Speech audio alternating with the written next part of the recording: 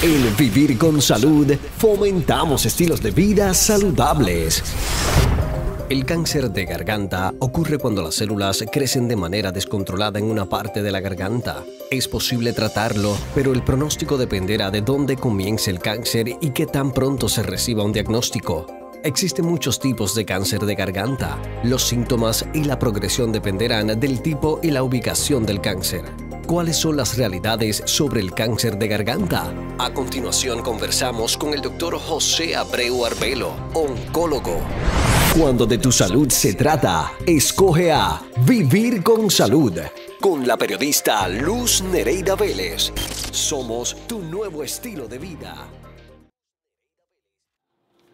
Muy buenos días y bienvenidos a este programa de Vivir con Salud. Recuerde que usted nos está escuchando por Noti1 630 AM, pero también nos puede escuchar por la banda FM 94.3 y nos puede ver accediendo a Noti1.com/TV. Hoy vamos a estar hablando de un tema porque hemos visto que quizás de la pandemia para acá ha habido como un incremento en lo que a los cánceres se refiere, a personas enfermas con cáncer. Así que en la mañana de hoy me acompaña el doctor José Abreu Arbelo, oncólogo, a quien le doy los buenos días. Doctor, bienvenido. Buenos días, Luz, gracias por la invitación. Y gracias por estar aquí. Yo veo a estos doctores jóvenes en estas especialidades que son tan tristes. ¿Cómo pueden? Porque yo les voy a ser bien franca.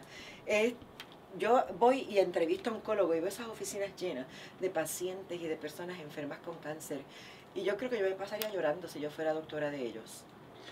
Definitivamente es ¿verdad? Una especialidad bastante complicada, ¿verdad? Y con muchos temas muy fuertes, ¿verdad? Una enfermedad que muchas veces no tan solo es del paciente, sino de la familia entera, ¿verdad? Donde el núcleo familiar se ve afectado en su totalidad.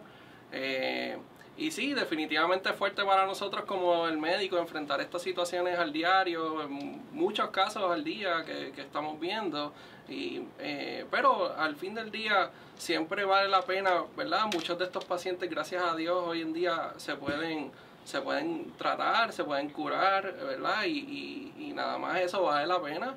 Inclusive el paciente que lamentablemente tiene alguna enfermedad avanzada que no se pueda curar, también le tenemos la oportunidad de darle un poco de calidad de vida, de tratar de dirigir eso, ¿verdad? Ese tiempo que le queda y tratar de ayudar con los síntomas y todo eso, ¿verdad? Yo sé, ¿verdad?, que dentro de todo esa es una de las cosas hermosas que tiene la medicina, ese deseo, ¿verdad?, de ayudar y que sé que hoy día hay muchos tratamientos nuevos. Pero nosotros vamos hoy a estar hablando porque me parece que hemos visto también un incremento en el cáncer de garganta. Y cuando hablamos del cáncer de garganta, el cáncer que afecta nuestras amígdalas, cuerdas vocales, ¿de qué se trata? Sí, pues mira, cáncer de garganta nosotros lo clasificamos bajo una categoría que son los conocemos como los cánceres de cabeza y cuello. Y esto, ¿verdad? Se clasifican dependiendo del área anatómica donde se encuentre o donde surja, ¿verdad? Esto puede ser desde ¿verdad? Cáncer oral, que incluye labio, incluye lengua, base de lengua, paladar blando, hasta faringe, lo que es amígdala, y hasta el tracto gastrodigestivo bajo, que sería ya laringe, ¿verdad? Las cuerdas vocales. O sea, que puede incluir todo eso, pero cuando hablamos de garganta como tal, tenemos que obviar las otras estructuras. Son esas áreas donde están las amígdalas y las cuerdas vocales. Sí, básicamente, como lo conocen realmente, pues incluiría, ¿verdad? Amígdalas, garganta, base de lengua, ¿verdad? Que es uno de los más comunes. Todo ese aparato, ¿verdad? Y nosotros para la parte médica es bien importante clasificarlo, porque primero que nada nos puede hablar de pronóstico y nos puede hablar también de cómo vamos a dirigir el tratamiento de ese paciente. Y me imagino que para ustedes es importante, porque si está en una sola área, ¿verdad? Pues entonces es más fácil tratarlo que si tenemos entonces células cancerosas en otras áreas. Sabemos que lamentablemente la mayor parte de las células cancerosas les gusta emigrar y empiezan en un área y después continúan para la otra. O sea, de un cáncer de garganta podemos después tenerlo en el resto de nuestra boca. Claro, el cáncer de garganta, ¿verdad? Usualmente, por ejemplo, puede surgir en la base de lengua y este puede tener un avance local, como le llamamos enfermedad avanzada local, y es cuando empieza a invadir otras regiones adyacentes al área y primaria, pero también hay el drenaje linfático que se encuentra en el cuello, que es el primero que se ve afectado, y este puede conectar con el lado contralateral de la lesión, ¿verdad? Asumiendo que sale en un lado, y eventualmente puede metastizar a áreas más, ¿verdad? El linfático es como el metro de New York, ¿verdad? Corre por todo el cuerpo, y puedes tener eventualmente enfermedad que se aloja. El sitio más común en estos en particular es pulmón, ¿verdad? Claro. So, es uno de los primeros sitios que tenemos que buscar una vez hacemos el diagnóstico y tenemos enfermedad linfática. Le pregunto, doctor Abreu Arbelo, ¿hay algún síntoma? ¿Hay algo que yo pueda decir, ay doctor, estoy con una ronquera o no puedo casi tragar? ¿Qué cosas podrían ser las primeras que yo podría mirar y que a lo mejor luego de ir a mi otro y caminar un sinnúmero de médicos, no hay nada? Claro, Luz. Nosotros podemos ver diferentes síntomas dependiendo en qué área de la boca o de qué área del tracto aerodigestivo se encuentra, ¿verdad? Obviamente si estamos hablando de la lengua, podemos tener dolor en el tragado, dolor en masticar, se puede observar en muchos casos una úlcera, particularmente una úlcera que el paciente vea que como que no sana, ¿verdad? Porque a todos nos salen ulceritas de vez en cuando, pero una que persiste, que no sana, que se pone más grande, son diferentes señales que tenemos que ver. Inclusive algunas pueden sangrar, algunas pueden ¿verdad? Tener infecciones asociadas a ellas. Muchas de estas se descubren en la visita al dentista, ¿verdad? Y ahí es donde primero llama la atención y pueden referirlo a buscar ayuda. Sí, que son esas que llevan semanas y están ahí y uno la siente esa ulcerita y por más que quizás medicamentos o gargaritas o cosas que uno haga, no se sana, se queda abierta, arde, molesta y entonces ahí es que ya luego de varias semanas es que entonces uno debe ver ya un especialista de otra magnitud para entonces, porque todo a tiempo, no importa el área del cuerpo, cuando hablamos de cáncer, si lo diagnosticamos bien temprano, vamos a tener una prognosis de vida y vamos a tener una sobrevida. Claro, sí, definitivamente hacer una detección temprana es sumamente importante y hace un impacto grandísimo en el pronóstico. Y no tan solo en el pronóstico, sino la extensión y qué tan agresivos tenemos que hacer con los tratamientos, que lamentablemente muchos de estos tratamientos conllevan unos efectos secundarios bastante difíciles para el paciente. Y mientras más temprano podemos identificarlo, muchas veces el tratamiento puede ser también más sencillo, con un rate, ¿verdad? Con una posibilidad de curarse mucho más alta. Claro que sí. ¿Hay algún factor de riesgo o factores de riesgo? Sabemos que para muchas condiciones, pues por ejemplo en el caso del corazón, una presión arterial alta, la diabetes, la obesidad, el colesterol malo alto, pues son factores que nos pueden llevar a tener enfermedad cardíaca. En el caso de este tipo de cáncer, ¿cuáles serían esos factores? Claro, el cáncer, ¿verdad? Oral, básicamente el factor más importante es el cigarrillo, ¿verdad?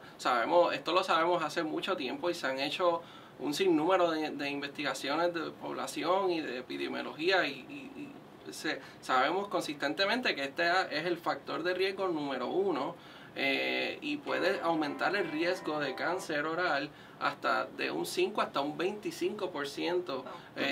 Y sabemos que hay una relación entre la dosis, entiéndase qué tanto fumo, ¿verdad? Y qué tanto tiempo llevo fumando y el riesgo que tenemos de desarrollar este tipo de cáncer. El alcohol es otro factor de riesgo. Sabemos que lo puede aumentar desde un 5 hasta un 6% comparado con alguien que no bebe.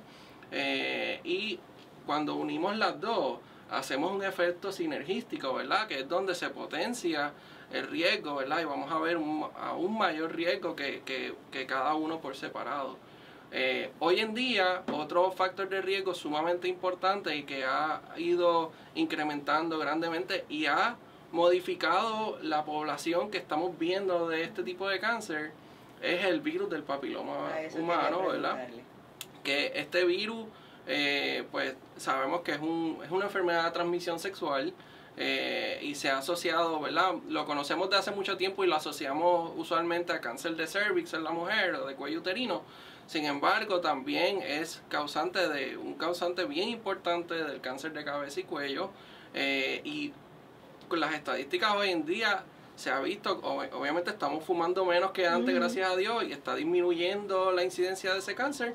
Sin embargo, vemos el HPV subiendo y hoy en día compone cerca de un 70% de todos estos diagnósticos. Le pregunto, ¿este cáncer de garganta se ve más en quién? ¿En nosotras las mujeres o en el hombre? Porque quizás muchas veces la conducta, ¿verdad?, sexual, quizás en el varón, pues puede propiciarlo a que esté a mayor riesgo. Sí. Y porque comienza también más temprano. Claro. Interesante, ¿verdad? Muy buena pregunta. Realmente sí hemos visto que hay una incidencia más alta en el hombre. Cerca de 3 veces más alto, ¿verdad? Más hombres que mujeres. So, definitivamente hay obviamente los factores de riesgo, como pueden ver, muchos son de comportamiento y exposición. Claro. Mientras que el factor genético familiar no es tan importante en este tipo de cáncer, pues definitivamente hay algún comportamiento del hombre que está propiciando. Y que sabemos, ¿verdad?, que yo diría que por la última década, ¿verdad?, esta conducta de jugar con los dos sexos, o sea, muchas personas hoy día se llaman, ¿verdad?, bisexuales, o sea, lo mismo con un hombre que con una mujer, y hemos visto también que en el caso, ¿verdad?, del virus, ¿verdad?, de inmunodeficiencia, ¿verdad?, o VIH o SIDA, pues también hemos visto un incremento, sobre todo en la gente bien joven, y en la gente de la adultez bien madura. O sea, estos dos grupos bien grandes están a mayor riesgo en la población en Puerto Rico, por eso mismo, por esa sexualidad de hombre con hombre, que a lo mejor me imagino que quizás en este tipo de cáncer puede haber también ese factor, que a lo mejor pues en esa conducta, ¿verdad?, sexual, pues entonces los expone a mayor riesgo. Definitivo. Realmente, obviamente, sabemos que el HIV, que también comparte la misma patrón de transmisión con la actividad sexual, el problema número uno del HIV es que te baja las defensas, ¿verdad? Y nuestras defensas son literalmente nuestra primera línea de defensa en contra del cáncer. So, vamos a ver una incidencia más alta en pacientes que tienen síndrome de inmunodeficiencia adquirida, ¿verdad? Junto, por ejemplo, con un HPV que pueden claro, coexistir. Ese paciente va a tener un riesgo mucho más alto, y por eso lo vamos a ver en esa población. El riesgo es aún más alto, definitivo. ¿Cómo se diagnostica? ¿Cómo ustedes, los oncólogos, cuando a lo mejor yo voy con esa molestia, o mira, el doctor me mandó porque tengo esta ulcerita, ¿cómo yo sé o qué hago para saber si es cáncer o no? Pues mira, el diagnóstico, usualmente cuando el paciente llega donde el oncólogo médico ya tiene un diagnóstico. Sin embargo, cuando ves la historia, básicamente vas a tener el paciente presentando un síntoma que, como le dije, pueden ser diferentes dependiendo del área que presente. ¿Verdad? Desde dolor de garganta, dificultad al tragar. Cuando es en la laringe, por ejemplo, vas a tener cambios en voz, ronquera. Y siempre está el detalle de que persisten y llevan más de 2 o 3 semanas. Ese paciente tiene que buscar ayuda, usualmente a un cirujano de cabeza y cuello, que le haga visualización directa por laringoscopía y biopsia. La biopsia es ¿verdad? Es el requisito número 1 para el diagnóstico. Tenemos que ver este tejido, ¿verdad?, la lesión, mirarla bajo el microscopio y ver de qué se componen estas células, ¿verdad? Y ponerle nombre y apellido al diagnóstico para poder saber, ¿verdad? Y esto lo vemos, el más común es el escamoso, el carcinoma escamoso, cuando hablamos de estos tumores, aunque pueden haber otros más raros. Pero básicamente el diagnóstico es biopsia. O sea que existen, como en otras afecciones, ¿verdad?, en donde el cáncer es lo principal, existen distintos tipos de cáncer en el área de la garganta. Eso, dependiendo de la localización, entonces es el tipo de cáncer. Exacto. Eso es lo que me ha querido decir. Claro. Okay. Muy bien, nosotros vamos a continuar hablando con el doctor José Abreu Arbelo, oncólogo. Recuerda que en nuestra página de Vivir con Salud nosotros repetimos la entrevista, pero quiero dejar el número de teléfono para aquellos que nos estén escuchando. Es el 787-758-2000. 787-758-2000. Recuerden que es el doctor José Abreu Arbelo, oncólogo. Me voy a la pausa. Cuando de tu salud se trata, escoge lo mejor. Vivir con Salud, con la periodista Luz Nereida Vélez. Regresamos en breve.